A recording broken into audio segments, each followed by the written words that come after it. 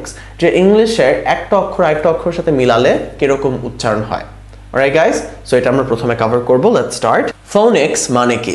সহজ বাংলায় ফোনিক্স মানে ইংলিশের একটা লেটার আরেকটা লেটারের সাথে যুক্ত করলে যে আওয়াজ হয় সেটা। ফর এক্সাম্পল, বা বা, টা টা, লে লে। সো দেখেন বি এ, বা এর মতো উচ্চারণ হলো। এ হচ্ছে আকারের মতো হয়, বাংলায় আকার যেরকম না, এ লাগালে একটা অক্ষরের পর আকার যেভাবে কাজ করে ওইভাবেই কাজ করে। তারপর আই যেটা আছে ওইটা রস্যের মতো কাজ করে, যেরকম আমি যদি বি আই দিতাম এটা বাইয়ের মতো হতো বা বি হতো এরকম।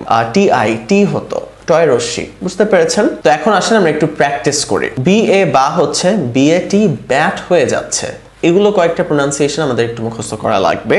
বিএটি ব্যাট, সি এ কা, সি এ টি ক্যাট। তো এখন যদি ধরেন আমি ডি নেই এবং আমি তারপর এ নেই, তাহলে কিরকম উচ্চারণ হবে? তাহলে আমি বলবো না ডা ডা, রাইট? এখন যদি আমি এখানে টি দেই কিরকম উচ্চারণ হবে? আমি জানি টি হচ্ছে টয়ের মতো উচ্চারণ, তো ডয় আকার ট কিরকম হয়? ডাট হবে না?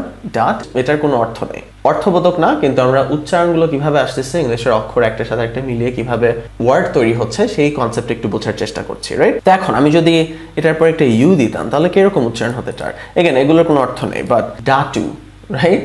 ডাটু এরকম হতো। এখন আমি যদি এখানে ধরেন এল দেই তাহলে কি হতো? ডাটুল, ডাটুল, রাইট? ডাটুল। এখন যদি এরপরে আমি একটা আই দেই তাহলে কি হতো? এটা আই কি রস্যের মতো অনেকটা উচ্চারণ, রাইট? তাহলে ডা টু লি, ডা টু লি। এখন আমি যদি এরপর একটা এন দেই তাহলে কিরকম হয় এই পুরা শব্দটার উচ্চারণ? ডা টু লিন, ওষুধের নামের মতো লাগছে, রাইট? ডা টু লিন, ডা টু লিন। এরপর যদি একটা ও দেই আমি কিরকম হয়?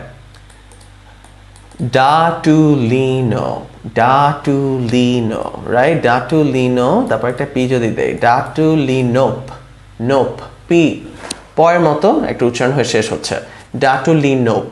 ও হচ্ছে ওকারের মতো কাজ করে, বুঝছেন? একটা একার একটা আকার, বেসিক্যালি ওকার, রাইট? তো ওইভাবে কাজ করে। সো ডাটুলিনোপ। এখন আমি যদি এখানে পি না দিয়ে জি দিতাম, গ এর মতো একটা উচ্চারণ, জ বা গ এর মতো উচ্চারণ হয় জি দিয়ে। সো ডাটুলি নগ, ডাটুলি নগ এরকম হয়ে যেত, রাইট? এখন দেখি তো আরো কয়েকটা প্রোনাউন্সিয়েশন করে। আমি যদি জিটা এখানে দেই তারপর যদি ও দেই তাহলে কি হয়? গো। গো এর অর্থ আছে, গো মানে যাওয়া, এগুলো আমরা সবই শিখবো। গো, গো মানে কি? যাও, গো, যাও। এখন এখানে যদি একটা এন দেই এটার কোনো অর্থ নেই, কিন্তু কি হতো? গন, গন। গো এর সাথে একটা এন বসলো, গন, রাইট?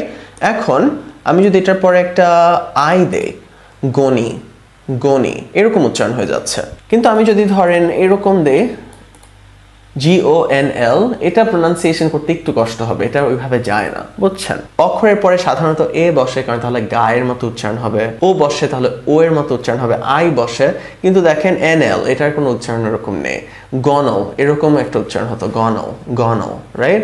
কিন্তু ওইরকম হয় না খুব বেশি একটা। আর কি দেখি একটু এক্সপেরিমেন্ট করে দেখি আমরা। আমি যদি একটা টি নেই, আমি যদি একটা ও নেই, আমি যদি একটা জি নেই তাহলে টগ এরকম উচ্চারণ হয়, টগ, টগ। এখন আমি যদি এন দেই টন, টনের অর্থ আছে টন, এক টন ধরেন চাল, এক টন গাড়ির ওজন এত টন, ওই টন, রাইট? So ton. এটার পরে যদি একটা জি দেন এটারও তো একটা অর্থ আছে, টং। দেখেন টং হয়ে যাচ্ছে, NG হচ্ছে এরকম একটা উচ্চারণ, টং।